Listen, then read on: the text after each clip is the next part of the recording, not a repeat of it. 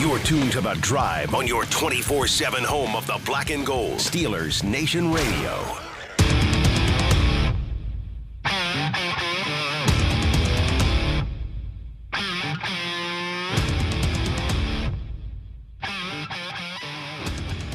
Good afternoon, Steeler Nation. It's The Drive on the Steelers Audio Network. Wes Uhler and Matt Williamson with you here on this Wednesday. As we've got plenty to get to, as always, we're going to have some Super Bowl conversation. We're going to continue with our position group report cards. All right. We'll get to some of your tweets. We'll talk to Chris Halicke about 10, 15 minutes from now. But, Matt, as we will continue to do as long as it's pertinent, the news of the day. There we go. It's a great way to start. That's our leadoff hitter. Our leadoff hitter here today is perhaps a new favorite in the clubhouse. This is the part where I do the disclaimer that we're always going to do. We have to, yeah. Until we state that this is officially official, everything is still just in the report stage, okay? Now, they're credible people. That's why there's reporters. Exactly right. We're not just pulling this off of, the Sixburg fan accounts on Instagram and Twitter and all that. These are from credible reporters, but they are still at this stage just reports. But it sounds like the Steelers could be potentially circling in on their offensive coordinator, Brian. Yeah, it's a tough one.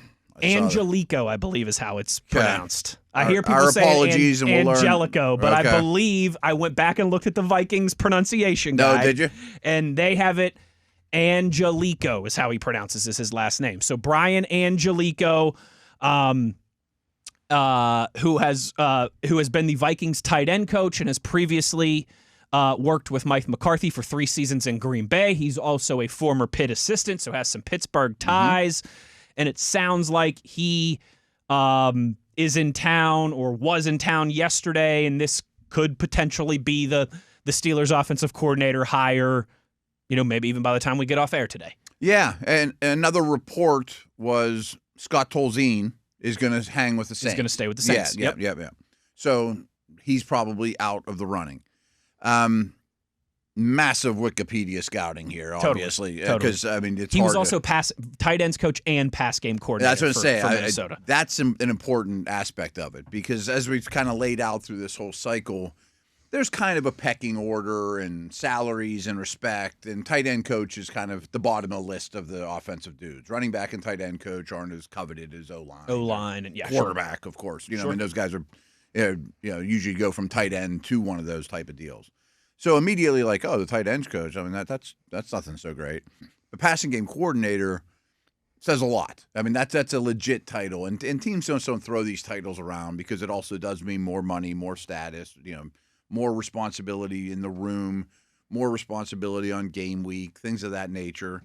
Doesn't mean he has no involvement at all in the running game, but he has a specialty that he's in charge of.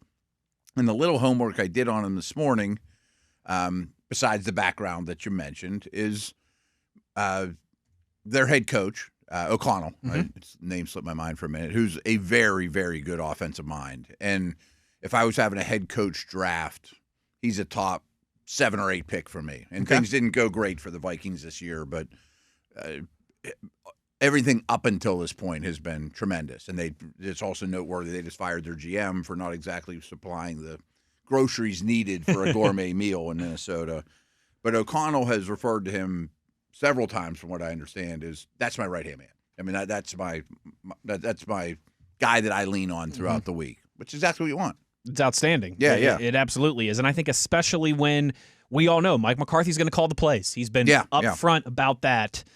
That is a little different type of an offensive coordinator hire that you're trying to make to complement that. Sure. And I think this fits the bill. I know a lot of people saw the Tolzien stuff and panicked and thought, oh, no, he must hate what the Steelers have going on. I just think if you're going to take your first big swing at an offensive coordinator position as a young guy like he is, you probably want to be calling the plays. I would think. You want to live and die with what you want to do, not, kind of stake your reputation and your next big career move on someone else, even someone as respected as Mike McCarthy, calling the plays. So I think that probably played. Hold out until I can become play caller. Exactly right. Exactly right. And I think that's a big part of what we saw there.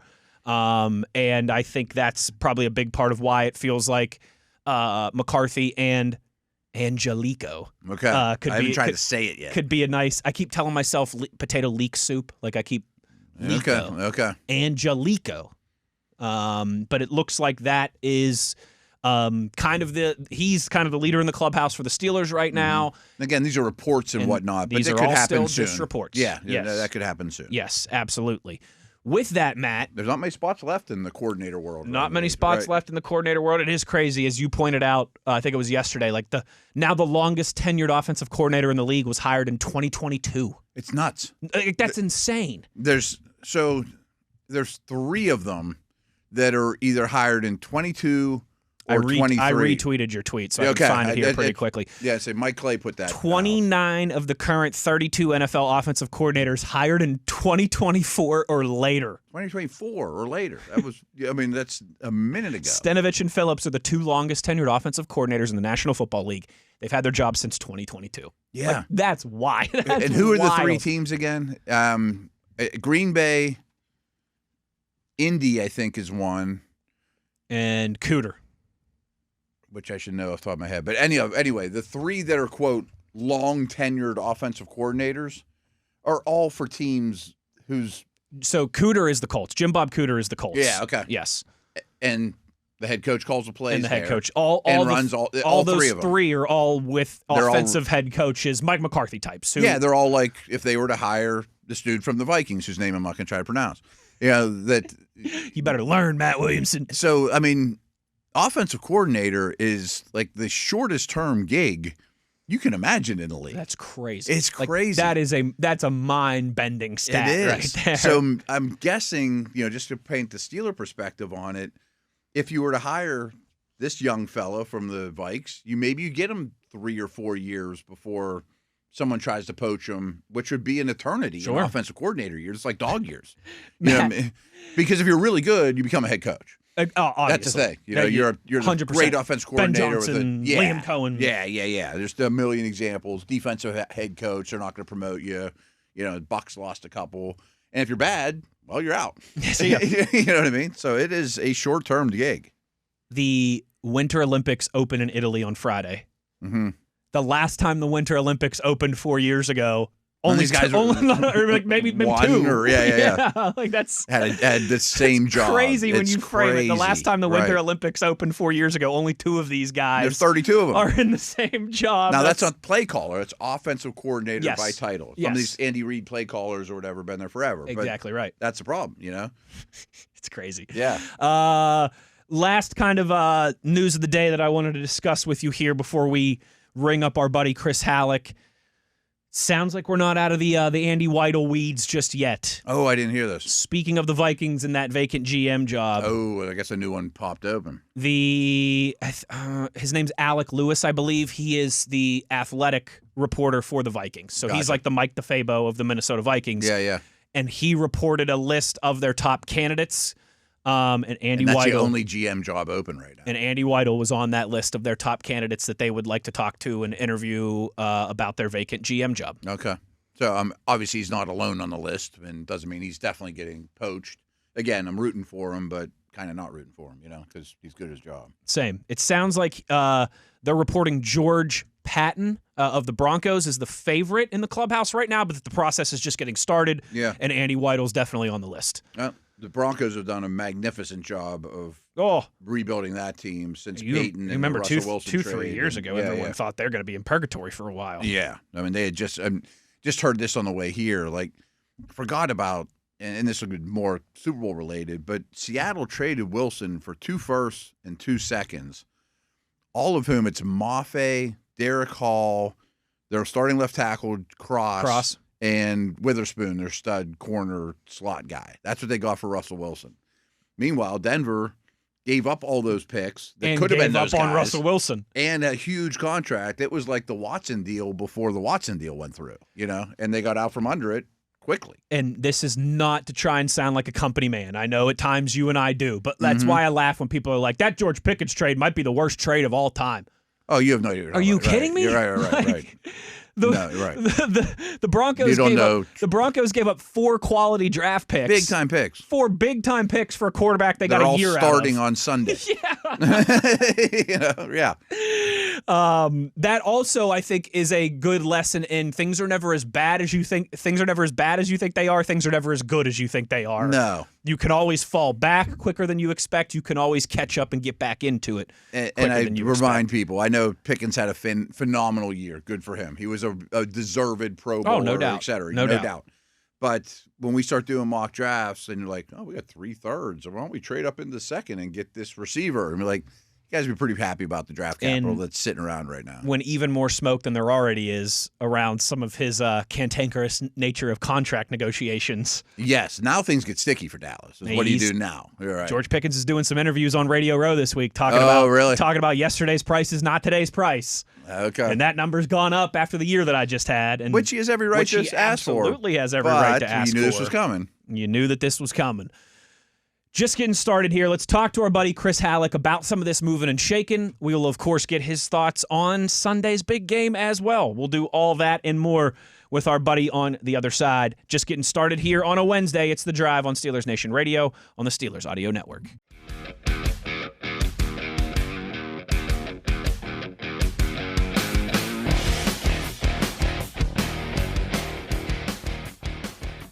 Back on the drive here as we roll along on this Wednesday. Joining us on the phones now is our good friend Chris Halicke, of course, covers the Steelers for DK Pittsburgh Sports. Chris, thank you for taking the time and joining us as always. We kind of were starting the show today with the news of the day in the first segment before we had you on.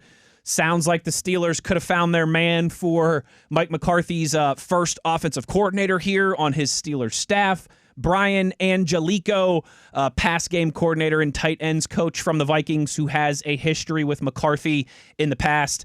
What are you hearing on this front? Does this seem like we're just kind of waiting for it to be official, or is there still plenty that can change in this process? No, I'm pretty sure this is being a finalized thing.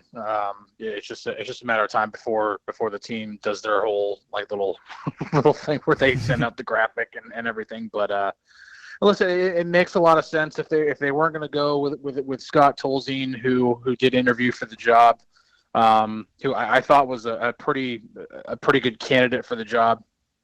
This makes a lot of sense, not just because of the previous ties to McCarthy or the fact that he used to coach at Pitt. But I mean, listen, this is a guy who he's 53 years old. He's been around the block a few times, but he's also been coaching, under Kevin O'Connell, who's one of the more respected offensive minds in the game for the last 4 years, and can help provide, I think, maybe some fresh ideas, for what McCarthy wants to do on offense.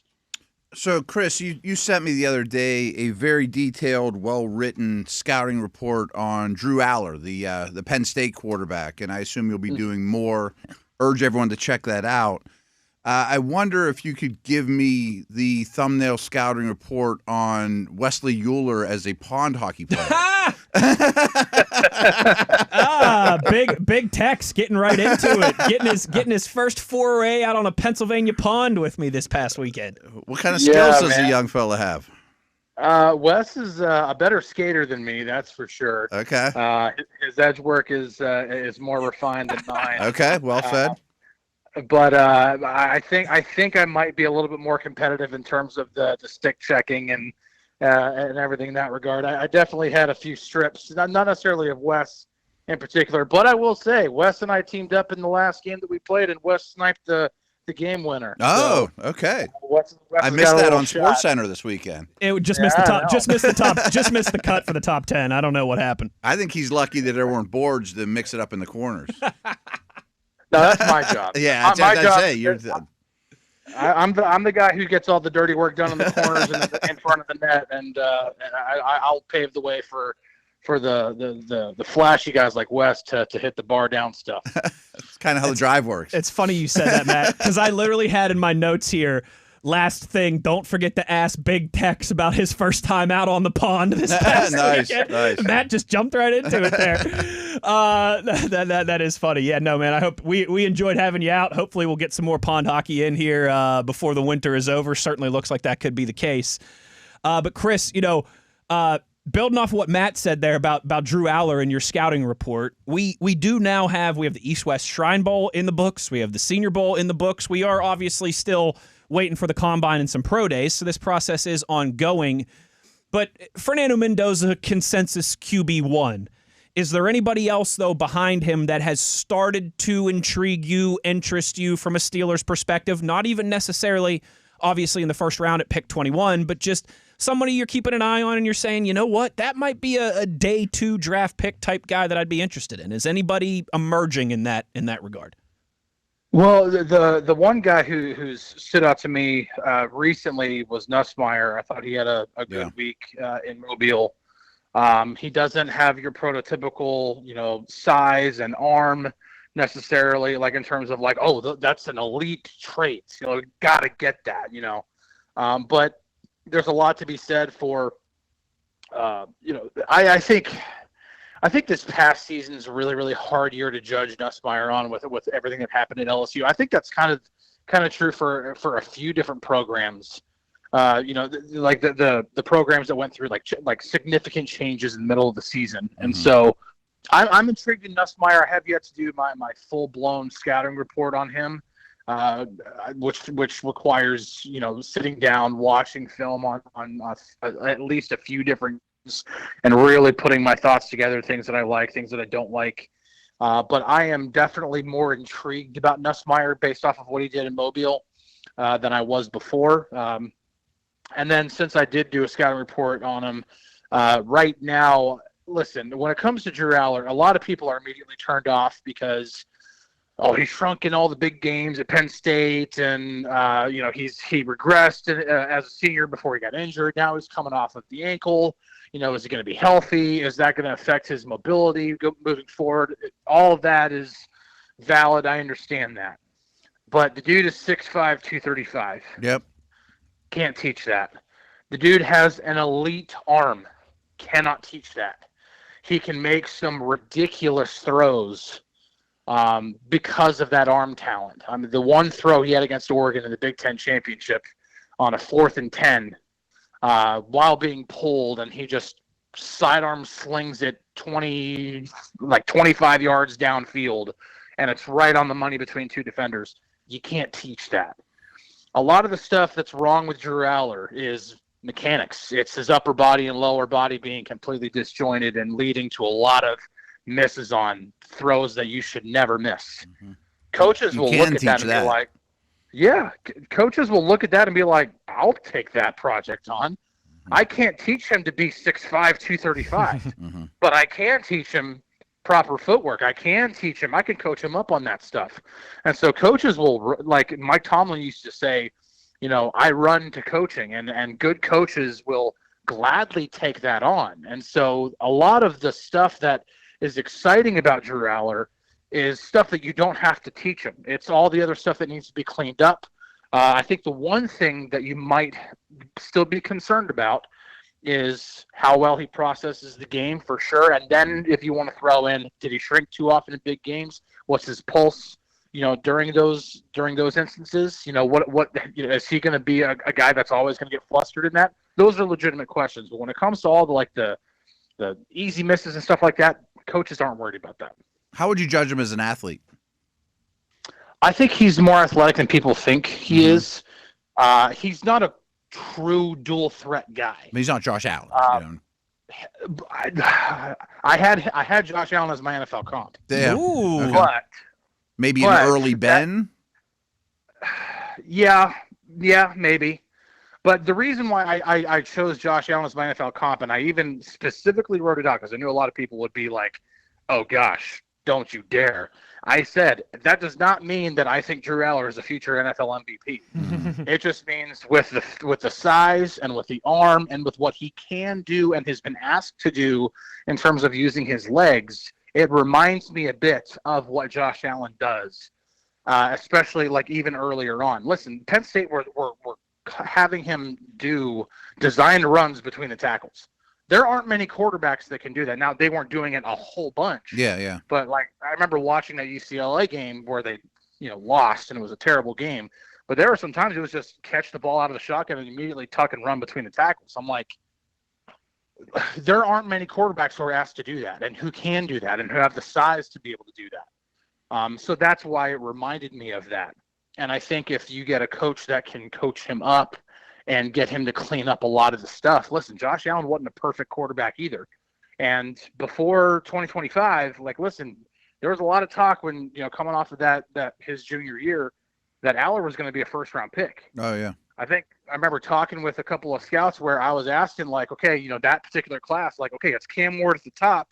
If Drew Aller were in this class, where would he be? And I was told by several guys, oh, he's number 2. He's also in the first round too. He definitely should have came out.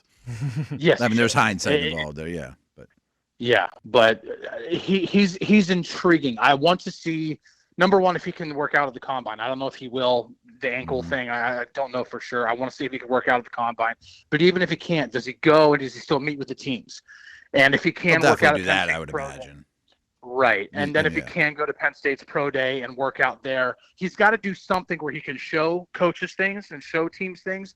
But I think more importantly, he needs to be able to have those meetings where he can sit down and the coaches can have either conversations about, things outside of football or have those straight up football conversations with him too, just to see, hey, if processing is a concern of mine, let me throw a whole bunch of information at you and see how well you can retain it. He seems like he'd be a great 30 visit for medical reasons as well as whiteboard reasons. Correct. Yeah. That would be a really, really good guy to bring. Would he count as local? Probably. I believe so. I don't know where he's from. It's a radius thing. I don't know what it is. I guess that's true. Yeah. But I mean, I don't think Joey Porter Jr. counted toward the 30. No, I know. No, yeah. I don't know where Aller's from. I just know he went to Penn State. I don't know where his hometown is. I think that's what matters. I thought it was based off Ohio. I thought it was based off your alma mater. No, it's based off where you're from. I don't 1,000% know that because I know the Pitt guys never count, no matter where they're from. And neither do like Zach Frazier didn't count because they consider Morgantown as part of that radius. So I would imagine it's a big radius. I would imagine I would imagine State College is probably within, so it might not even count as one of your 30. I don't know. I mean, it's had to come up with other Penn State guys in the past. Yeah, I don't know. I don't think it would, but even then, Aller's from Medina, Ohio. That's northeastern Ohio. It's not that far. Not far. Another question for you, personnel wise. Do you expect them to attempt to resign any of their own free agents? Pierre's before free agency opens. Pierre's the one that comes to mind first and foremost for me. How would you handle that? Any inclination how they're going to handle that? And they could do everything they want, and the player still might be like, I at least want to be on the market for 24 hours. It doesn't mean it can get done.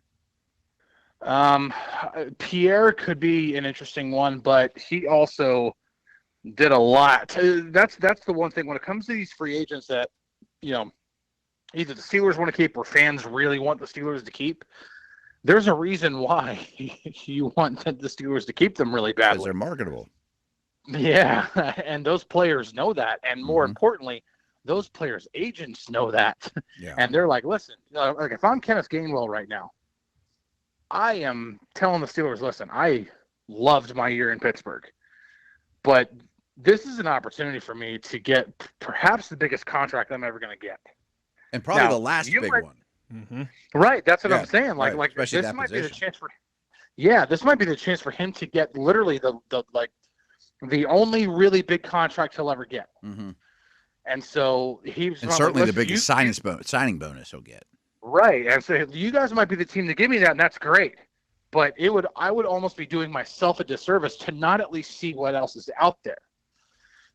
Pierre might be thinking the same thing because Pierre has been tagged as a special teams first guy for pretty much his entire career. And now he goes out there and he puts up all kinds of great numbers in coverage. And now teams are, and in a league where teams are desperate for good cornerback.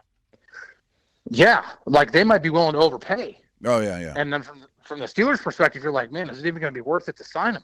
And of course you might think, yes, absolutely do. But from Pierre's perspective, again, you have to think from both sides here. From the Steelers side, they might be like, yeah, let's get him signed and keep him in house. But a lot of these, I mean, we saw that happen with Justin Fields last offseason. Like, Steelers had a good offer on the table, but he's like, I got to see what else is out there, and he saw and took advantage of it. So, there's a lot of money out there and not a lot of free agents to give it to. The cap is growing exponentially, and players are going to get overpaid. They just are. So I think they'll try. I think they'll have conversations with some of the more prominent guys. Would Pierre be at the top of your list? I would think Pierre and Gainwell. Okay. You can make them interchangeable. Probably Pierre more than Gainwell, because at least you already have Jalen Warren in the backfield, and then you have Caleb Johnson, who you can be like, okay, it was kind of a redshirt year for you, so to speak, and now you can really kind of go along with your development. It's a new scheme. We'll teach you from scratch. But yeah, I would probably think Pierre, just because, again, you have Joey Porter Jr. That's a great thing to have, but if you can put another guy in the stop that revolving door on the other side of the field from him, because that's all it's been since he's been drafted. Well said. Absolutely. Chris Halicke with us here on The Drive. Chris, before we let you go, we do have to know. Sunday, Super Bowl, final game of this NFL season. A champion will be crowned. Who you got? I'm probably still leaning Seahawks here. I know they're the favorite, but I have a hard time. They're so good on both sides of the ball, and they have a dynamic playmaker on offense that the Patriots don't have in JSN. I have a lot of respect for what Jackson Smith-Njigba can do. He's a really, really special player, and he's really turned into something. He's turned into an elite player, and I have a lot of respect for that. Then when you look at what the Seahawks can do on the defensive side of the ball, I think the two best teams in the NFL played in the NFC Championship last week, a couple weeks ago. But I'm going Seahawks here. I think the Patriots. I don't think it's going to be a blowout. I think it'll be a good game. I think the Patriots are going to give them a heck of a fight. But I'm leaning Seahawks here. I like it. Chris, great stuff, buddy. Thank you for taking the time for us as always, and we'll talk to you here soon. Awesome. Thanks for having me, guys. I appreciate it. There he goes. Chris Halicke, DK Pittsburgh Sports. Great stuff from him as always. He's one of our favorite guys to talk with. Of course. You can go anywhere with him, and he can carry on the conversation.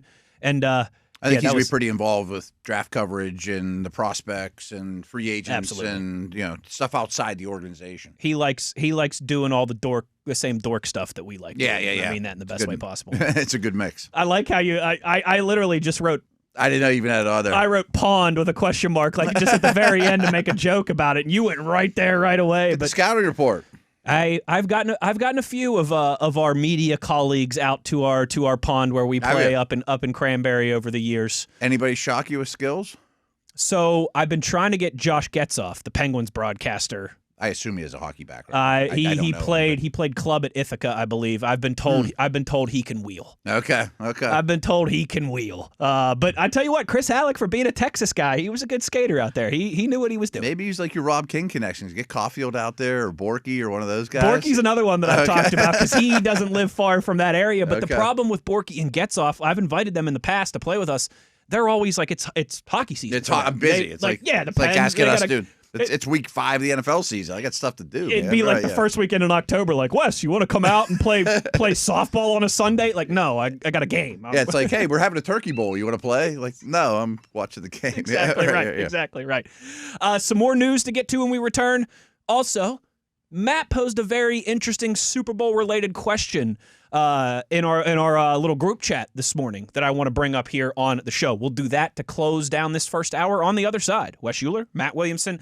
It is The Drive, Steelers Nation Radio on the Steelers Audio Network.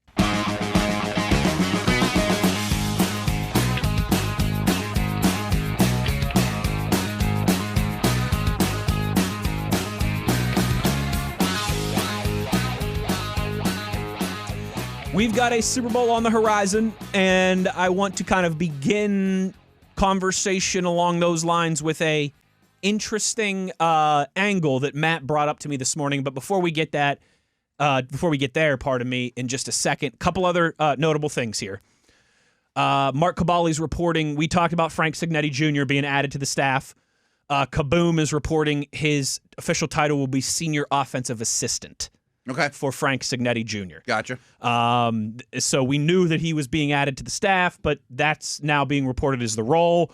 And then Jeremy Fowler tweeting that the Steelers are finalizing a deal with Brian Angelico to be the team's next offensive coordinator. And Very we reputable know, source, of course. Yeah, Jeremy's reporting that. I mean, he's senior reporter for ESPN.com. Exactly right. That's pretty credible. So it sounds like there is a lot of smoke to that fire, and that could be officially official before too much longer. But just wanted to make sure to bring those things up here in the first. Certainly hour. more on that later. But there's one thing I wanted to mention yesterday, or sometime this week, when we were talking to Steeler assistants, offensive side of the ball. Scarnecchia or Signetti might, considering their title, chief of staff / offensive assistant. McCarthy has not been the best game day coach out there with time management and all that stuff too, which is much harder on offensive play callers than the head coach just sits there and does that you stuff. Only have so much of an attention span for so many things at once. And when they hired, I did some homework when they hired McCarthy. I guess Dallas got him someone for that on game day. There's someone in his ear like, Coach, I'd call a timeout here.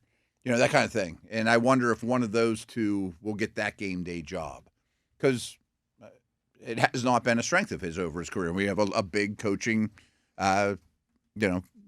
sample size to go off of. And it's not the same skill set. Exactly right. And that's, I think, honestly, sometimes I think some of the best signs of leadership are when you can publicly admit your weaknesses and address them. Yeah. You know what I mean? I only got so many minutes in time in my life, and right. I know I do A, B, and C well, but X, Y, and Z aren't my strong suits. Yeah. So instead of being prideful and struggling there, I'm going to bring in somebody to pick up the slack. Big job, and I got 85% of it covered. So I'll hire somebody for the other 15. And you're standing on those sidelines in the middle of those games with 70,000 people screaming and yelling. Yeah, and you can't hit pause on Madden and go grab a beer and think it over. Exactly right. Be a lot of fun if you could, though. Matt, you posed an interesting question this morning that I want to kick around with you. And that is, who could be the next New England and or Seattle? Meaning a team that goes from struggling. Non-playoff team. Struggling. Now, I think the Patriots' struggles were certainly greater than Seattle's, but they climbed a further distance. Yes. Yeah. But we've seen that. We saw, I think, 2019 or 2020 when the Niners went from picking second in the draft to the Super Bowl. So that this Houston went pretty far right away. Absolutely. And Washington after Jaden Daniels. So turnarounds aren't crazy in this league. Like we just talked about, it's never really as good as you think it is, but it's never as bad as you think it is either. So with that in mind, you pose that interesting question. Who could be next year's New England and or Seattle? I do think we need to put some parameters around this first. Yeah. Like I don't think the Kansas City Chiefs can be your answer. So it's funny because the NFL Six Pack podcast that I do, the theme is pick 6 things. So my co-host Brian was like, all right, well, give me your 6 teams that are most likely to, non-playoff teams, to make noise in the playoffs, not just show up. And I put them in the kind of tiers. I'm like, I don't know if these count, but the Lions, Ravens, Chiefs are the top 3. If we're going to do 6.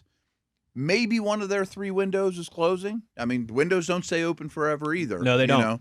But they all have had a lot of success lately. And frankly, if someone picked each one of them to win their division, I would totally understand it. So they were 3 of the 6 right off the bat. And then I put the Cowboys by themselves at 4. The Cowboys were one of my first thoughts. Okay. I think they're really structured well for next year. Because in my mind, you're right. Detroit jumps to mind. Baltimore jumps to mind.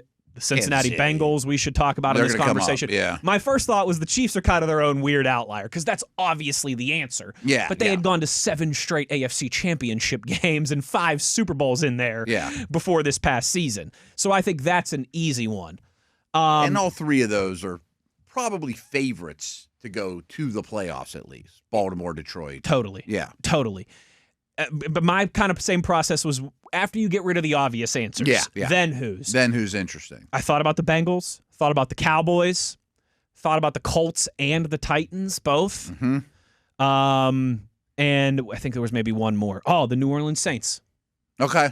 So again, I had several categories. I had Dallas kind of standing alone as like number 4, but the big dogs aside. If you went with only teams that like haven't made any postseason noise in the last few years, Yeah. I think Dallas would probably be at the top of that list. So I think Pickens will be back, which is a good thing for that. And then they have 2 first-round picks, no second or third. And I think everything else will be defense. Defense. Keep Dak and Pickens and that CeeDee thing Lamb. going. Yeah, totally. And I like where they're at. Then I had their own category was NFC South. Yes. Yes. That's probably the division most likely to not repeat their champion. I think so. And you could see any of those other 3, Tampa, Atlanta, Absolutely. New Orleans, taking a big step forward this offseason. And chances are one of them goes 10-7. Yeah. Now, can they make noise in the next level, or who would be your pick? You can fight about that back and forth. I kind of lean towards Tampa, but I like what Atlanta's done with their coaching staff. I think the Saints are going the right direction. I think the Saints are really moving in the right direction. Yeah, a good offseason could go a long way for them. So I definitely think I think there's a real good chance there's a new South champion. So that counted right away. They were their own category. That's probably the easiest one. Like that's chances one are of that's the true. when everyone in that division finished with a losing record last year. Yes. Right. And then the other 3 teams that were in the Dallas category, but I didn't think were quite as strong. I think you mentioned all of them. Washington was the only one I didn't mention. Okay. I'd be interested to get your thoughts on them. Cincy, and Indy. Yes. Indy, we saw it in glimpses last year before the wheels fell off. What'd they lose, like the last 7 in a row? Yeah, but they were like 8-2 at one point. Yeah, I mean, if they can get Jones back and get similar to where they were, they're pretty good. You know, like the Steelers, when the Steelers played them, that version was a playoff caliber team. Oh, absolutely. They also don't have a first-round pick because of Sauce Gardner, but they also didn't have Sauce Gardner after trading for Sauce Gardner. He got banged up and missed a bunch of time, too. Bengals have Burrow. Enough said. The Bengals have a lethal offense. Yes. If they can just stay healthy and be league average on defense. Washington was a Final Four team last year. I still have some doubts about the defense, and I don't adore the coaching staff, and they outkicked their coverages in Final Four team, but I think their offense can be really good, and I think Daniels is a legit big-time quarterback if they can keep him on the field for the majority of the season. Completely agree. Yeah. So those 3 were kind of bundled together for me. I'm with you on that one. And then looking at like 10, like the long shots. Yeah, because I kind of ended the podcast like, you don't need me to tell you that Kansas City and Baltimore might go to the playoffs next year. But thanks, Neil Armstrong. You just landed on the moon. Right. I'm like, there's no way on February 4th of 2022 I would have said the Patriots were one. No chance. I'm like, they're a mess. You know, they had free agency hadn't even hit yet. But I put the Titans, who you mentioned, and the Giants.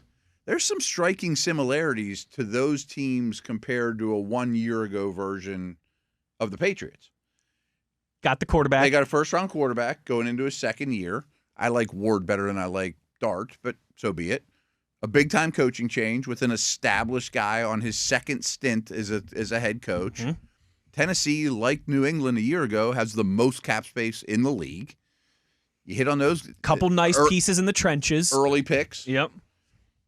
Okay. You know, if someone's going to be like a worst to first type of team.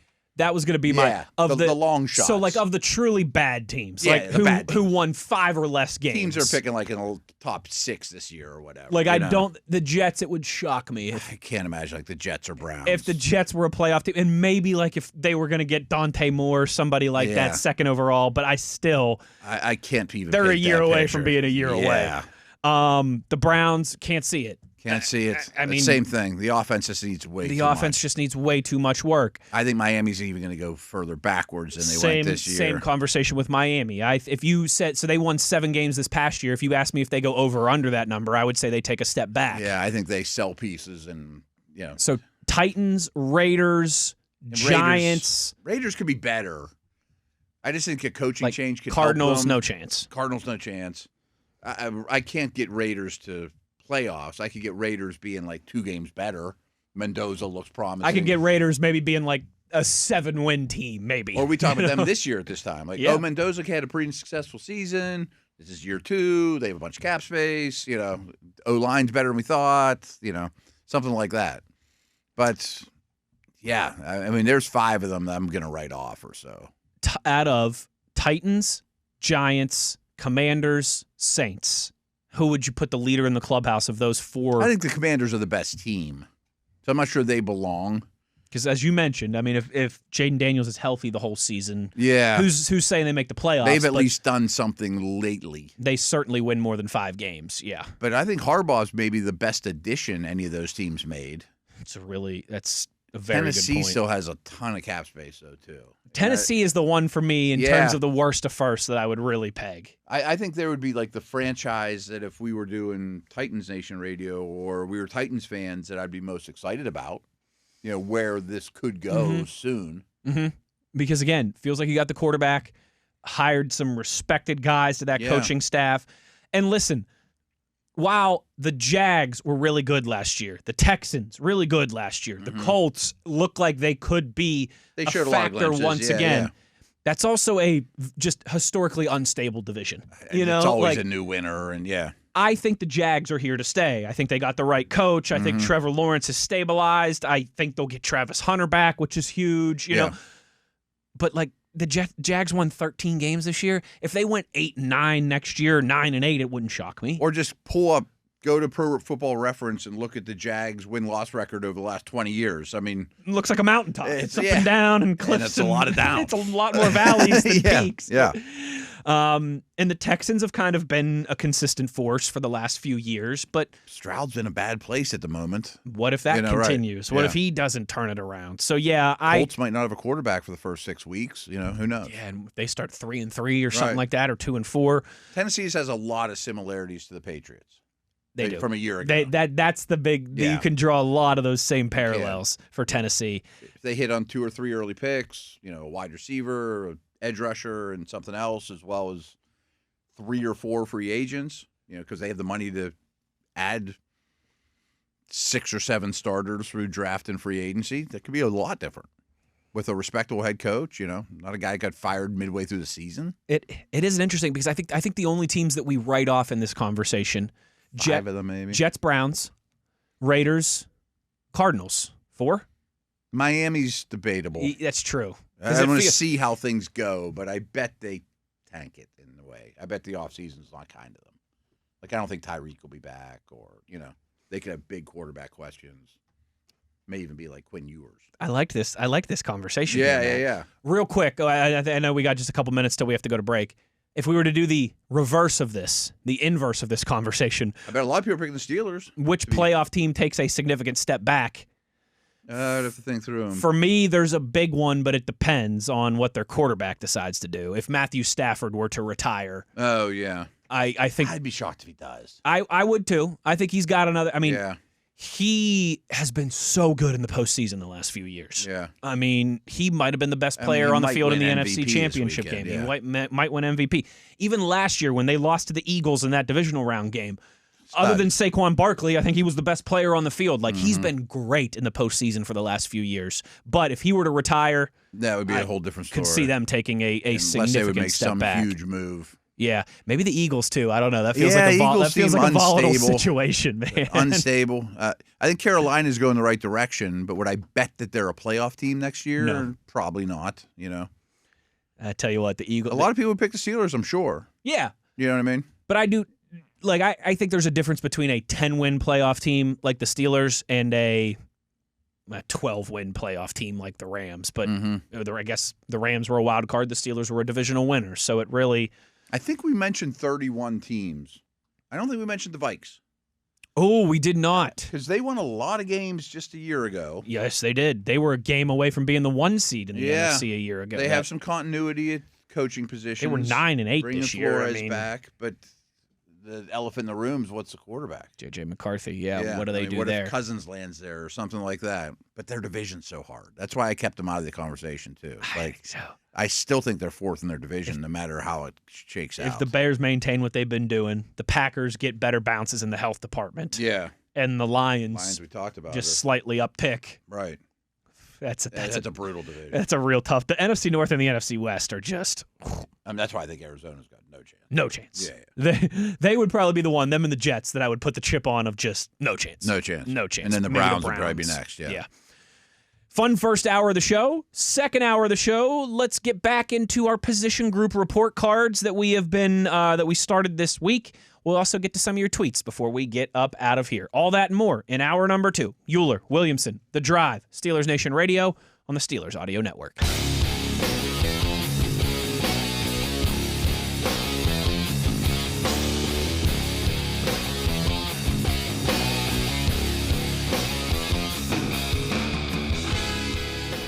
Good evening, Steeler Nation. How we doing? Well, that's good. Us too. Hour number 2 here of The Drive on this Wednesday as we roll along and continue to get ready for the Combine, the Draft, the Super Bowl, a whole bunch of fun stuff, free agency on the horizon. As we do that and put a bow on the 2025 season as well, Matt, we continue today with our exercise of position group report cards. We never gave a grade on D-line. I would give it a true. C. We gave like Cam an A. I would give it a C. I think that's fair. Yeah.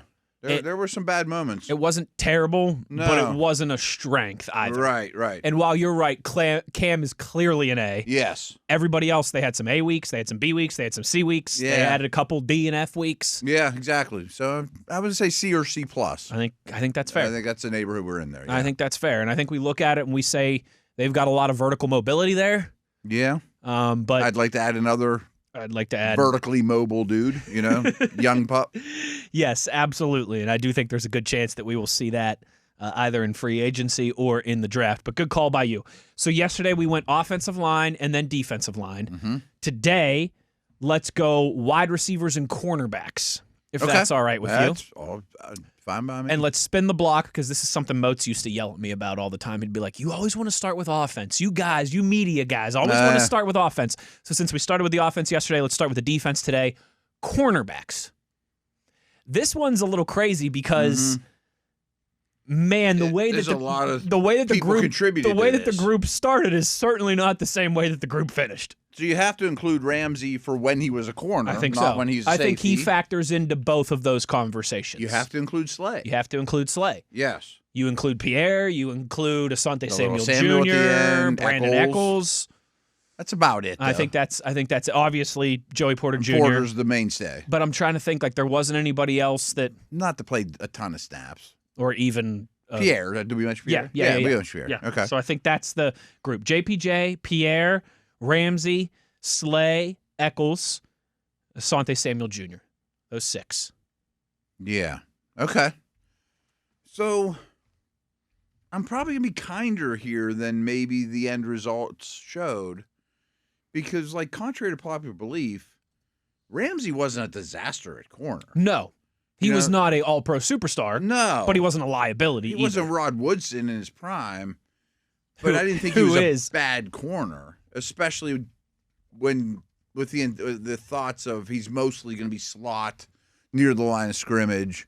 Now I think his days of following guys outside the numbers like he's Revis is probably done on a regular basis. He still can do it here and there. Slay was a disaster. I'm trying to think like early in the season because it's better at the end than the beginning. Slay was a disaster. I think Eccles was a good signing. Absolutely.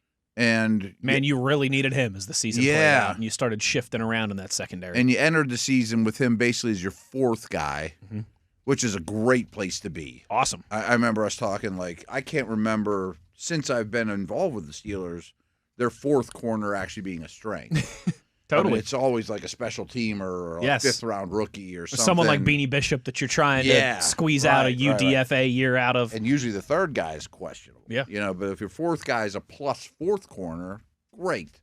And that's a position that's hard to accumulate depth in the NFL. It is. I think Porter's an A. Start to finish. Completely He's agree. an A. Yeah, he had a couple weeks where he wasn't an A, but overall, without a doubt. And I don't trust corner numbers and stats entirely, but his are ridiculous. Pierre's are really, really good. I feel like Samuel's still kind of an incomplete. He probably played more at the end than I gave him enough attention or credit for.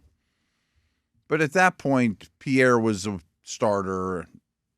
I mean, Samuel played, maybe 200 snaps at most, 150 snaps, something like that. That sounds about right. I mean, they eased him into it when he was active and signed. And Pierre was coming on strong at the same time. And it was a worthwhile signing, and I'd be really interested in bringing him back. 222 snaps for Asante Samuel Jr. Far off, yeah. Via Pro Football Focus's count. Now, I think collectively, your team speed at that position, which is really important, is below the line. It's not the worst in the league, but it's not a fast group of corners. Yes, fair. Like, if they do add a corner in the draft, I don't want them to be like, he ran a 4.52, but he's really good football player, tackles, blah, blah, blah. I want to be like, well, I ran a 4.39, but he needs a little work on technique. Yes, you know what I mean? And same's true when we get to safety. Like, defensive back team speed, I think, should be a priority if you add from outside the organization, particularly through the draft. There were some bad days, though. I mean, Bengals round 1 is an Not F. great. Not great. I mean, that day's an F. That's a big-time F. Yeah. Big-time F. But if you talk through each player like I kind of did, it sounds pretty good. But Slay played a lot of snaps, and they weren't good. They were not. They certainly were not. I'm trying to. It's a tough one to grade. They're making me re-log into my PFF account here. Okay. Okay. Pro Football Focus had James Pierre ranked as the second highest corner out of 112 gradable players. Yeah. They gave him an 88.9. Whew! I mean, even if that's 90% true. They also had Joey Porter Jr. in the top 30. Okay. So. And his days of taking a lot of penalties, folks, are not still a thing. They sure are not. So, and yeah. I want to run that back next year, like we talked with Chris. I guess Corey Trice might be the only name that we forgot, but I forgot him on purpose because I just think he's the cherry on top. Bring him to Latrobe, and if you get something out of him, great, and maybe get a lot out of him. But I can't count on him, and I didn't count on him during the season. I'm with you on that one. I think that's completely fair. But he didn't see the field. I don't think he played a snap in a regular season because he came off IR and got hurt. Now that you mention it, yeah, you're right. I don't think he did. Okay, so yeah, he doesn't count for this grade.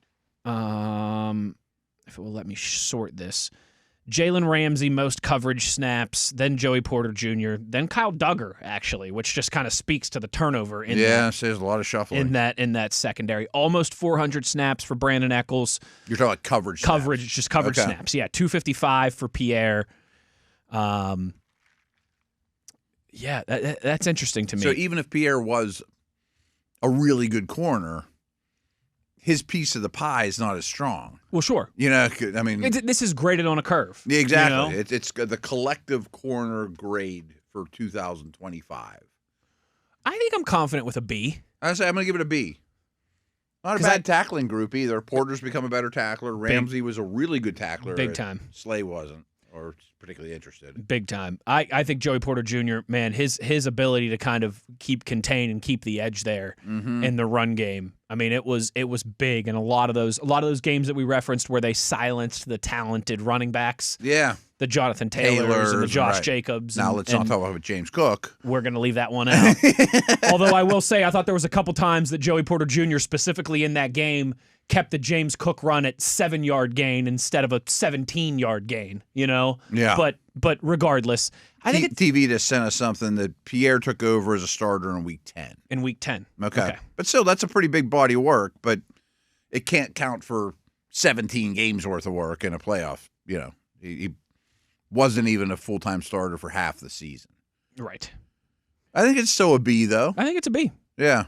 Compare it to other corners, it's not as good as Houston but overall production from start to finish was a roller coaster, but I'm giving it a B. I think I'm giving it a B too. If you would have told us back in July what we thought the Steelers secondary was going to be at that time, we thought it was going to be Ramsey in the slot with Slay and Joey Porter Jr. on the boundaries. Mm-hmm. And when they would be in base, probably Ramsey and Porter outside. Yes. Probably. Yes. Yeah. And then, Deshaun Elliott and whoever it would have been, Chuck Clark, whoever. Thornhill. Thornhill, that's right. Good Lord, right. I forgot all about so much Juan turnover. Thornhill. Right. That if you would have told us that it ended with Pierre playing over 250 snaps, Asante Samuel Jr. playing, what was the number, 255, I think, 408 total for James Pierre, 250 for Asante Samuel Jr. I mean, I think we would have taken the way that it all. Brandon Echols over 560 snaps. Yeah. When he was kind of thought of as your sixth man off the bench, to That's use a basketball more than analogy. You planned, yeah. Right. When you grade it in context, I think you have to give him at least a B. Yeah, and I give the organization credit for changing. Same. Yeah, right. Not saying we're sticking with Slay, we're sticking with this. And one thing I wanted to backtrack on is I remember having these conversations with you like in July. When 4 defensive backs was on the field, was it going to be Slay and Porter on the outside, Ramsey and Elliott at safety? Or was it going to be Ramsey, who we knew wasn't coming off the field, Porter, Thornhill, and Elliott? I think the latter. And I think that's kind of what they went with, and wasn't so great. Was not so and great. And Elliott got hurt too, but But just the corner play, start to finish, as a group, I think a B's fair. And I think you could argue it's the best, from start to finish of a season, full collective that we've seen from a cornerback group for the Steelers in a while. Yeah, and they did invest. Oh, absolutely. Like if it would have been money on Ramsey, spent money on Slay. Yeah. Joey Porter Jr. was the 32nd overall pick. If it'd be a C-, you'd be like, those investments didn't work out. Correct. And Slay didn't. If we're saying the same thing about the defensive line next year, then it's like the Benton and Harmon investments, what happened? And Y.A. Black, it didn't grow like we expected it to. I think the secondary is certainly arrow up, trending in the right direction. But I guess a lot of those pieces are now, their future is TBD. Yeah, I mean, the corners that are coming back at the moment are Echols and Porter, right? I think so. I'm not counting and Trice. then maybe like a Corey Trice, but I'm talking about the guys that contributed last year. Who do we know is going to be on this team? I think just Echols and Porter. Too, right. I think just Echols and Porter. So certainly some work needed to be done there this offseason. That's why I brought up Pierre first as first guy. I'd be talking to him right now.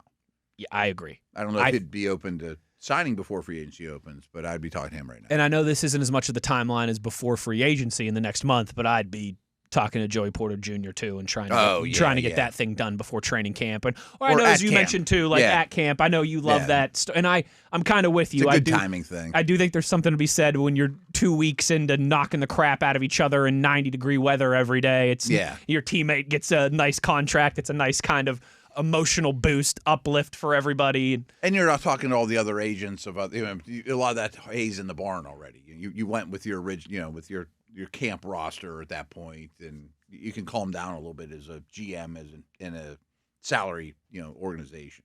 But I would like, by the time that we depart St. Vincent College in mid-August, I would like Joey Porter Jr. to be locked up long term. Yes, because they're not going to do it in week 3 or whatever. Right. I think he will be. I think so too. That would shock me. They you know how this works. The guys that they draft and develop and end up be the guys that end up becoming quality NFL players. I mean, they almost never ever let those guys go. And if he got on the open market, he'd make a fortune. He would make Dan Moore Jr. money look pale in comparison. So there's our thoughts on the year that was for the Steelers cornerback room. Mm-hmm. Boy, it's a ride. That's a long conversation. It's a lot. Hard to remember. Like that Jets game, it looked a lot different than the Texans game. Matt, but wait, there's more. Let's talk wide receivers next, and that was I'm kind of a ride with a lot of different. I don't think they're going to get the highest grade on our report card of all these different positions, but we will discuss when we return. We'll spin the block from corners to wide receivers, and we'll continue doing our best higher education here, handing out some report cards as we roll along in hour number 2. Wes Uhler, Matt Williamson. It is The Drive, Steelers Nation Radio on the Steelers Audio Network.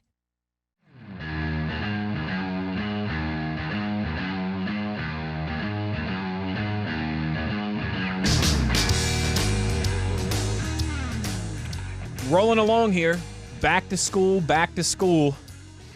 to prove to Dad that I'm not a fool. That's Billy Madison, by the way. Adam Sandler. Yeah. Position group report cards, a exercise that we've been doing this week. one offensive group, one defensive group every single day. Matt, now it is time to talk wide receivers. And this one, it's going to be like a lot of the tests that I brought home when I was in middle school and high school. Parents weren't too pleased. Not too pleased. Because there was certainly, I think, plenty left to be desired. And I think one of the best ways to kind of start and paint the picture is if you look at positional grades, receiving grades for the Steelers from this past season, their highest ranked receiver was Jaylen Warren. And by a pretty substantial, that actually adds up. in the pass department, their highest ranked receiver was Jaylen Warren by a pretty substantial margin. And then DK Metcalf, I don't think that surprises anybody. No. But then Kenneth Gainwell, then Pat Freiermuth, then Darnell Washington. You've got to go down the list, multiple spots there to get to the second wide receiver, who was Ben Skoranek, was the second highest graded receiver for the Steelers this year, followed by Connor Hayward, Scotty Miller, Roman Wilson, Adam Thielen. This is Pro Football Focus. Yes. Okay. Calvin Austin, MVS, and then finally Jonnu Smith. All right. So we, though, for this exercise, this is a wide receivers conversation, only. but I just wanted to paint the picture of, and you mentioned this, I think it was during the bye week when we did some, like we're at kind of the quarter pole of the season here evaluations. You said, it's a testament to Jaylen Warren that he's leading this team in receiving right now. Yeah. But I don't want my running back leading my team in receiving. That's our Boz conversation. He could be the MVP, but I don't want him to be. Exactly. It's awesome that he could be an MVP. It's awesome that Boz can drill 55 and 60 yarders in his sleep, but I would like to find the back of the end zone more often than making him trot out there for 3. I don't want my kicker to be the MVP, no matter how good he is. So I think this If conversation... he never misses again in his life. Great. But I still don't want him to be the MVP. Right. I think this conversation starts with DK Metcalf and then everybody else. Yeah, because there's such a gap. Yes. Before we get there, now I do think you have to remember who the offensive coordinator was. Very tight end centric personnel usage. Absolutely. Arthur Smith's history. They don't ignore the number 2 receiver, but it was when they throw to wide receivers, even at previous stops, Atlanta with Drake London, etc., usually goes to one guy, which is why that they haven't ignored number 2. I mean, it seems like they've been 2 years now, Ayuk and Kirk and all these people. They've been turning stones, but it wasn't as important as it would have been, especially this year. Absolutely. I mean, it's not even close. It's night and day in terms of where we're putting our chips and our money and in the bank. Receiver's way more important now than it was 1 year ago. It's way more important now than it was 2 weeks ago. Yeah, exactly. And tight end is way less important now than it was 2 weeks ago. Now, DK Metcalf's a good football player. I don't think anybody's going to fight you on that. And I've said this for 20 years.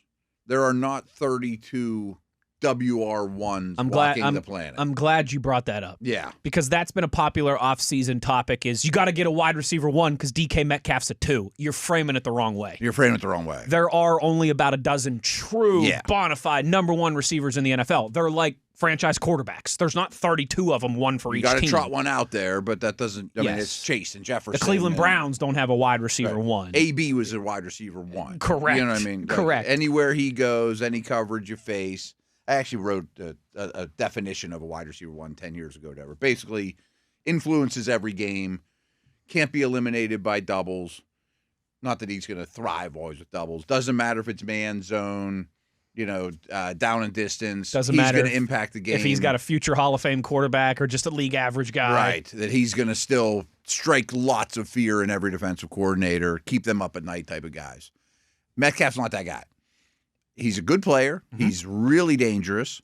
I still think we haven't seen enough of him, and maybe it's coming, the big plays over the top, which goes back to explosive play rate and stuff like that too, because his average depth of target and average reception in Seattle were really, really high. I mean, down the field, run past people, 70-yard touchdowns, things of that nature. I still think he has that in his bag of tricks.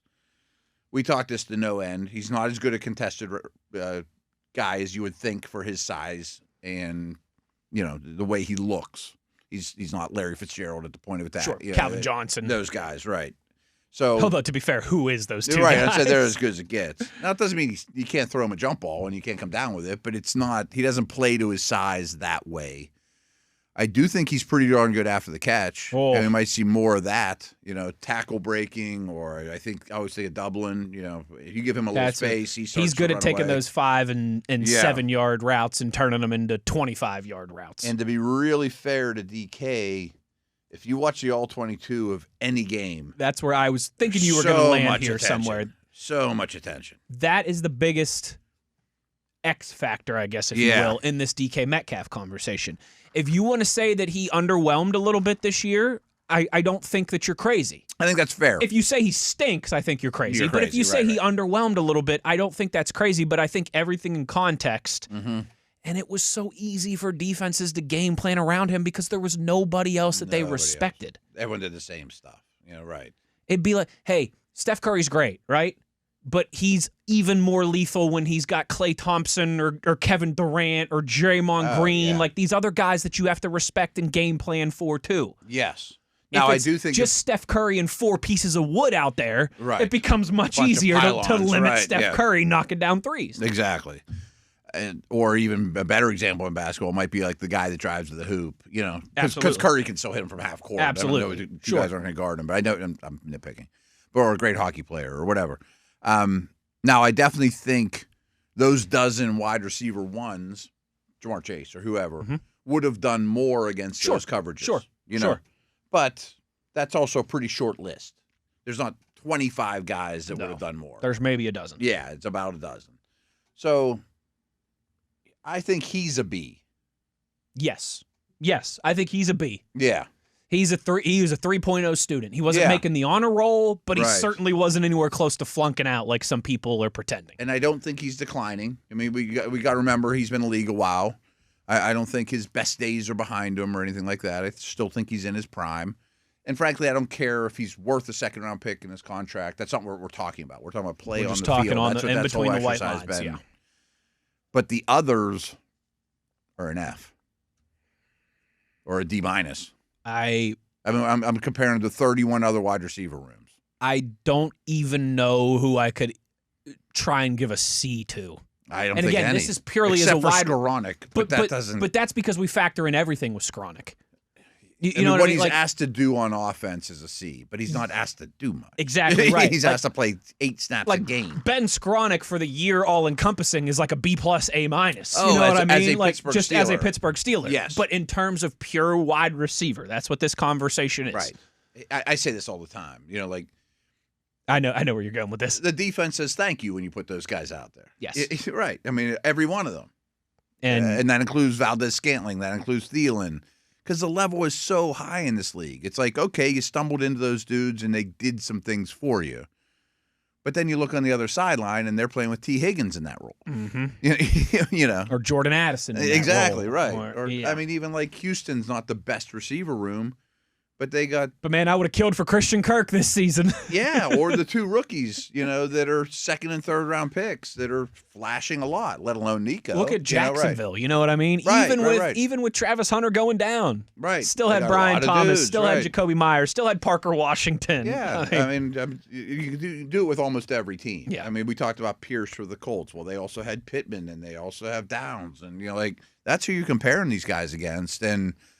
The non-Metcalf receivers would not have played many snaps for other teams. No. For most teams.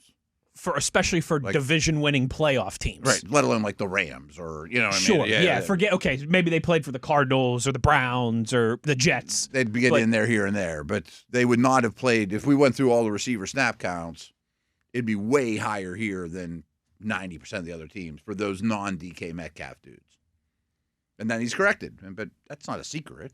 No, I don't think that's a secret at all. And when you bring in some quote-unquote rentals like they did. They did, right. You know they didn't shuffle through all those wide receivers because they were happy with what they had and they just wanted to see some new faces. They went to the Thielens. They went to the MVSs because they felt like we had to do something. Had to do something, all right. And some of it's a reliability, Rodgers, veteran factor with those dudes. Fine, but they still... Who does the defense not want to be on the field? None of those guys.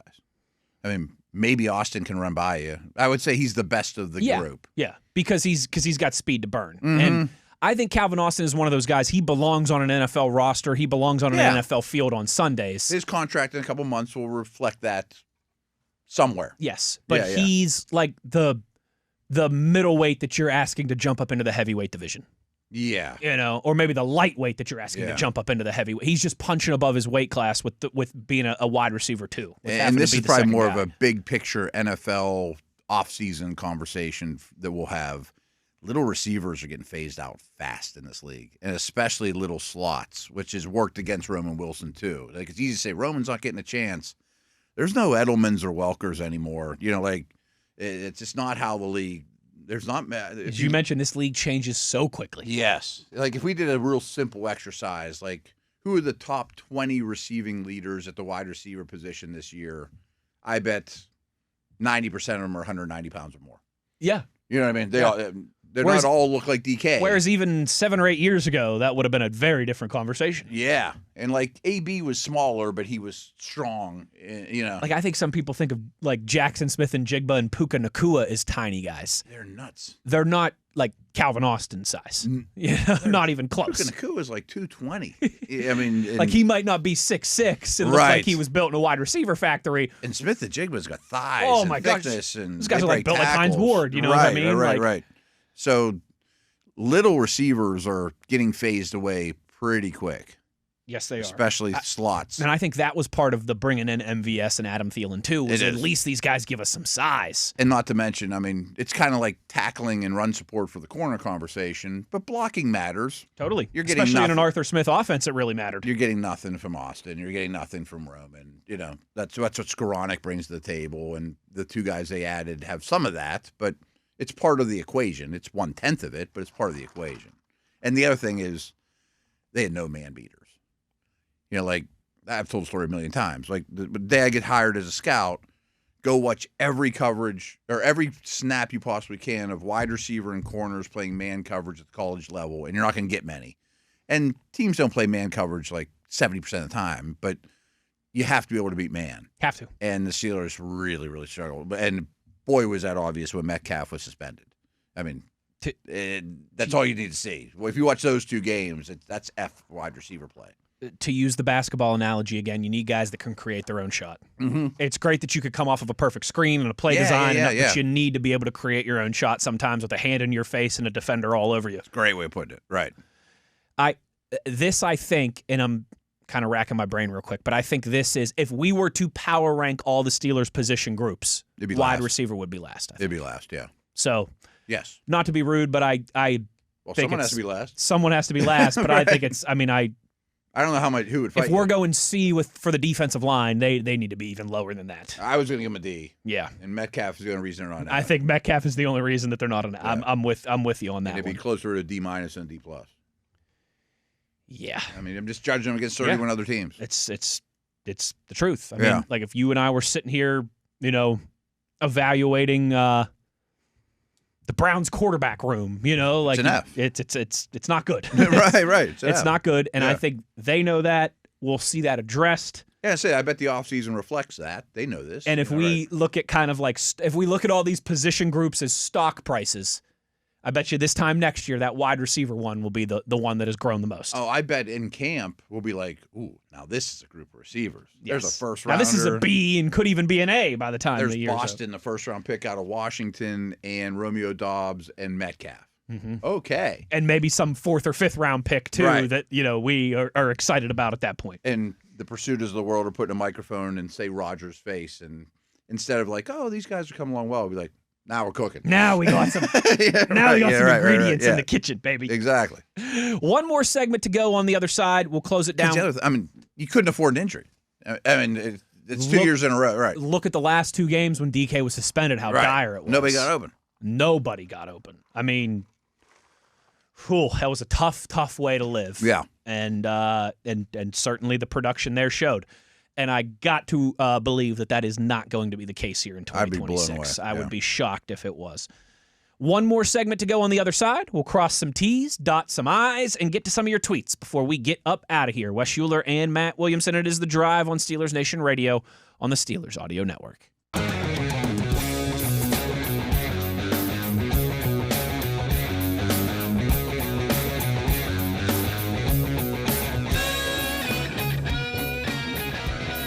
Down the home stretch here on the drive on this Wednesday afternoon, as these past couple of days we've been touching on a lot of different topics. I've enjoyed it. we have. I always like it this time of year. Yeah, I do too. It's good. It's good, different kind of conversation than the usual just X's and O's and reacting and previewing that we've done. Now, by the time we get to May, I'll be like, I'm sick of this crap. Let's get back to the football games. Right. That's the cyclical nature of this I love NFL my job calendar. year round, but I'll be honest, like from after Super Bowl to week after draft might be better than the regular season for me. After Super Bowl to week after draft. Yeah. I agree. I love that. Yeah, the team angles, and these guys are going to get cut, and these are the team needs. We know all the coaches now. But May, June, and July are like pulling teeth in this industry. A little bit. Right. But I am with you. That what we have ahead of us here in the next 2 or 3 months is a lot of fun. Yeah, and the Steelers are going to be players. They got money. They got new coaches. Right. Yeah, and we have no intimate knowledge background of what they're going to do. Right. Like, well, this is what they did last year. They're going to try the same guy. We had a blueprint of the last 19 years, and that didn't always mean that they stuck to it. And in fact, of course, they did alter things a lot. Over the last 5 or 6 years, they moved away from that blueprint much more than the first, 14, 15 years of Mike Tomlin. More active in the trade market, more active in free agency, things like that. But now it's like all bets are off. Yeah. Exactly. I mean, you used to kind of know they'll probably take a mid-round corner almost every year and hope they find the next Ike Taylor. They probably, aren't going to go. And then there was a history of getting the 30-plus corner, which didn't work out great. There's some trends. Yes. But they're all going to be erased now and start over. Matt, fun. Every time I took my high school girlfriend out for dinner, I knew that she was going to get French fries and chicken fingers. Yeah.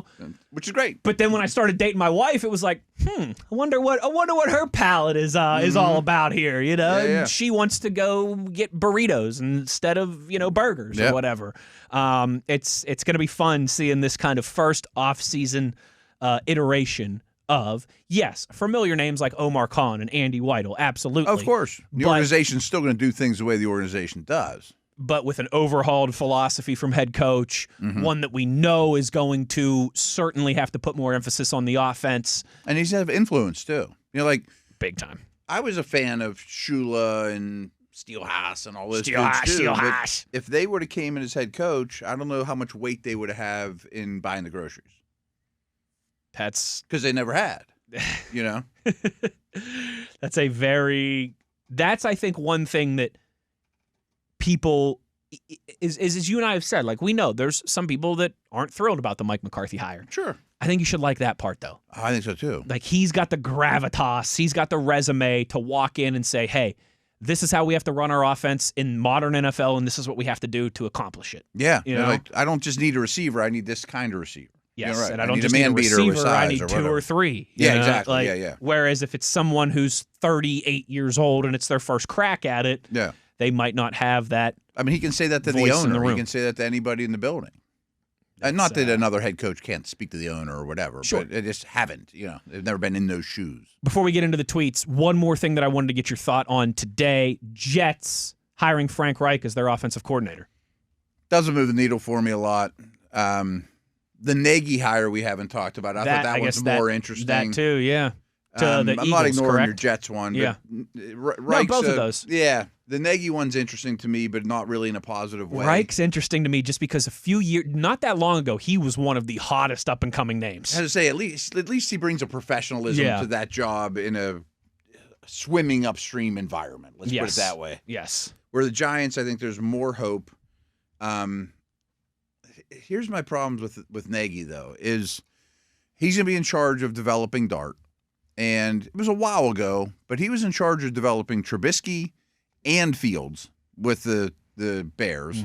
One of whom was the second pick in the draft. The other one was 11th? the 9th. Or was it 11th? I think it was 10th, yes. But in that neighborhood. In that top 12. Where Dart was 26th. It doesn't, and maybe Trubisky shouldn't have been the second overall pick, but they came in with higher hopes than even the guy he has now. 11th overall for Fields. Okay. And neither one was a success. The other thing, I'm not saying Andy Reid's losing his fastball, but the Chiefs' offense has slowly gotten worse and worse and had created fewer and fewer schematic advantages. Yeah. You love that term. I've been using that a lot this month. And I think when you have Pat Mahomes, that can't ever happen. You know what I mean? I feel like it's become more, hey, Pat, make a play for us, as opposed to we're going to set you up to make plays. And I also find it interesting that the Chiefs organization, I think it was Reid, basically said, oh, we think Matt Nagy's going to get a head coaching job, and he was linked to the Titans, blah, blah, blah. But in the meantime, they went and hired an offensive coordinator to do his job before he had a job. And the term I heard somebody use was like, it was kind of a soft firing from Kansas City. Yeah. There wasn't a spot for him to come back to. Yeah. It's like, we just hired Bieniemy to do your job. Take your job. Right. So that one to me doesn't super excite me. Not in the least bit, really. If I'm being honest, I'm with you on that one. I think it's a big name, but I don't think Kansas City would have let him get to this point if they thought there was something there to hold on to. Yeah. Doesn't have the greatest track record. I am with you on that one. All right, let's close this thing down. Ian tweets us and says, "Gentlemen, hope you're doing well. Can't believe that jerk Punxsutawney doomed us with 6 more weeks of winter." Poor guy gets a rough gig when he looks the wrong way, right? I tell you what. I also, though, because that all happens so early in the morning. Yeah. Like 6:30, 7 a.m. No, I never have in the past, but now I've got 2 young girls that have it. So I went and found like I don't remember if it was WPXI or whatever live stream of it, and actually watched it with my daughters for the first time in my life. I was like, this is ridiculous. It's so ridiculous. It's a bunch of hammered 50 and 60 and 70-year-olds like in top hats and pulling a groundhog and reading from scrolls. Where my wife worked 25 years ago, she was only there a couple years, the whole crew went to Punxsutawney. I saw her post pictures on Facebook. And she's got a stupid hat on. And the picture she posted was cracking me up. Right. But, I mean, it is just a bunch of drunken idiots looking at a groundhog. Right. Degenerates chasing around a groundhog. And this year was colder than ever. Oh, yeah, right. You would have to pay me. Don't get me wrong. Just in theory, I do think it'd be like a fun, unique thing to do. It'd be a great weekend, right. But you got to like drive to the middle of nowhere, park in the middle of nowhere, walk for 1,000,000 miles, freeze your tush off because it's always in February. It's not usually as cold as it was this year, but I think it's hilarious it exists. Same. Yeah, right. Same. And it's one of those like I would love to like go down to Georgia and be like, Groundhog Day, huh? And they'd probably be like, what the heck are you guys on? Well, along those lines, I host that podcast with Brian Peacock, who's in San California. Fran. And I'm like, happy Groundhog Day. He's like, oh, yeah. I'm like, that's right up the road from us. He's like, oh, do you go all the time? That sounds awesome. I'm like, no I really don't. I do not. And then he asked, I think Bill Murray's crew was from Pittsburgh, right? In the movie. I think so. I think so. Yeah. But I do need to go back and watch that movie. It's been a while. Ian wants to know, he says, general question because I'm dumb. No, come on, Ian. Mike McCarthy's calling plays and his hands are on the offense. So how much will the new offensive coordinator really have to do during game day? Good question. That's not a dumb question. That's a good question. It's not a dumb question, and I don't know the answer, but it'll be plenty. I'm sure, he's going to be the eyes in the booth, I assume. I mean, I'm guessing. I don't know how their structure works on game day. You guys are in the booth, like right by those guys. Mm-hmm. You see the coaches in the booth versus the ones that are on the field. Mm-hmm. There is a dynamic there. I mean, they're absolutely going to be in each other's headsets. What do you think of this? You need somebody that you trust upstairs. Yeah, it's a way different view, because coverages, all that kind of stuff. One thing almost every head coach in the world will tell you is, hey, it might surprise the people watching, but we actually don't have the best view of the action. No, when you're like right standing on the sideline right there, you don't see the other sideline. It's not the greatest view to analyze everything. So they want, hey, what were they doing on that coverage? What were they doing with the linebackers? Where were they shading their safeties? Yeah, exactly. So that'll be very important because the head coach is going to be on the sideline, of course. So he's going to be very reliant in the eye in the sky type of thing. And I'm sure that they'll bounce ideas off each other a lot. Right. I think it's like a sous chef. Yeah, that's a good way of putting it. Right. It's got to be somebody that you trust, somebody that you listen to. You can give them something, and you know that it's going to get settled or taken care of. They can give you something, and you know it's true and accurate and factual. And I don't think it's just a yes man. Absolutely. No. Otherwise, what good? Better not be. What good is he then? You're right. And they'll have a lot of responsibility during the week. Big time. Yeah. And not to mention, sometimes that's the quarterback coach that does that. This quarterback coach is probably Arthur's on the sideline. He was with Aaron Rodgers. Yeah. Say he's going to be sitting there with Rodgers or whoever your starting holding quarterback the tablet is. and Right. looking at plays. Yeah. Big Ron tweets us and says, if the Steelers were to use the franchise this year, who's the franchise tag this year? Who's the target? There's one. I don't think there is one. No, you can't do it with Pierre.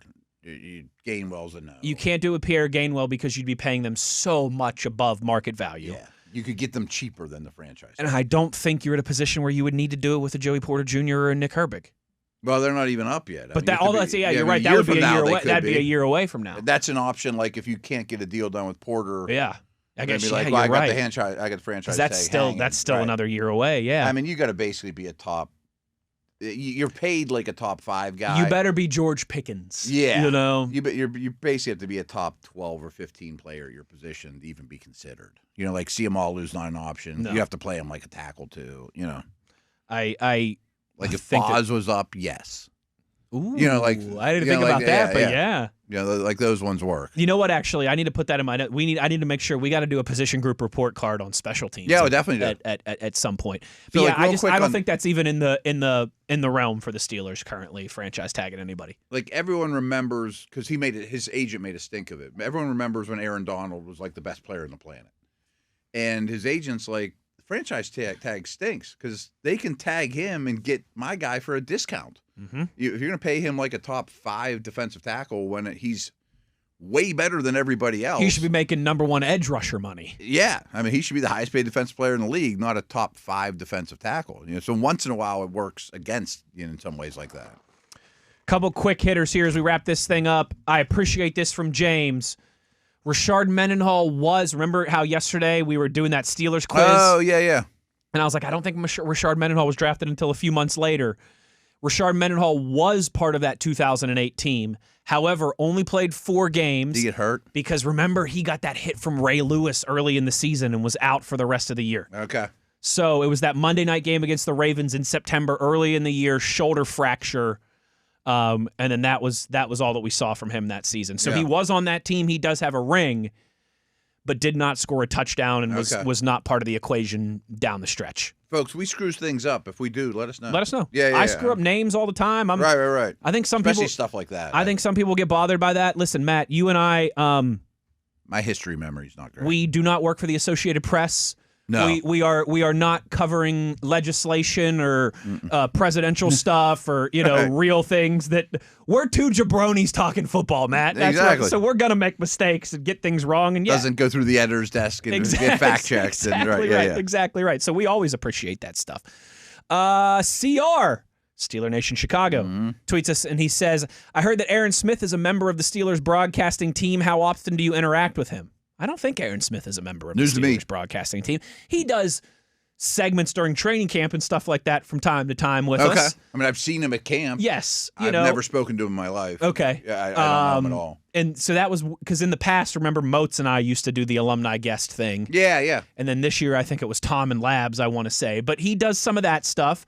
I do think like occasionally he'll do like a KDKA TV segment with Chris Hoke or something like that. Mm-hmm. But I don't think he does anything regular in the media. Like Merrill does something regularly for like Steelers.com, but he's not part of the broadcast team. Yes. I didn't know if Smith did something like that. I don't think so. He does occasional things, but I don't think anything in a regular media role. Yeah. Like every Wednesday, Matt's stats come out.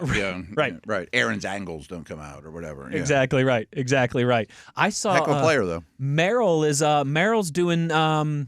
Bob Huggins does this big cancer fundraiser down in Morgantown every year, and Merrill's one of the keynote speakers here in a couple. He does a lot. He does a lot of that kind of stuff. We do that Thursday night show with Mike, and he's always talking about. He's always on the road. He's always something different. It's awesome. Or he's in the woods. I know in the last few years they've raised like $20-30 million for cancer research doing that. Cool. So it's awesome to see Merrill involved. He's a great speaker. Oh, he's awesome in that kind of stuff. He's awesome. Last one from Joe. Can we bring back Mike Mularkey as offensive coordinator? That way, if anything goes wrong, we can say, what a bunch of malarkey. Good little joke there to close us down for today. Fun show today. It's been a fun week so far. We'll continue that tomorrow. We'll continue our position report cards. Okay. We got to really start getting into some Super Bowl stuff tomorrow. Might officially have an offensive and we coordinator. might officially have some more coaching hires. Certainly, I think that there's a really good chance that is the case. So we will roll on for the rest of the week. We'll talk to you about 22 hours from now. But that will do it for us today. Big thanks to Nate Dogg on the ones and twos, Mr. TV on the video side of things. Make sure you're pumping up those YouTube numbers and making them happy. We had some content meetings this morning. We got some fun ideas for some stuff coming at you. So a lot of fun stuff happening as we roll into the off season. For Matt Williamson, I'm Wes Uhler. Take care, everybody. We'll talk to you tomorrow. As always, you know where to find us. It's on your 24/7 home of the black and gold. It's Steelers Nation Radio on the Steelers Audio Network.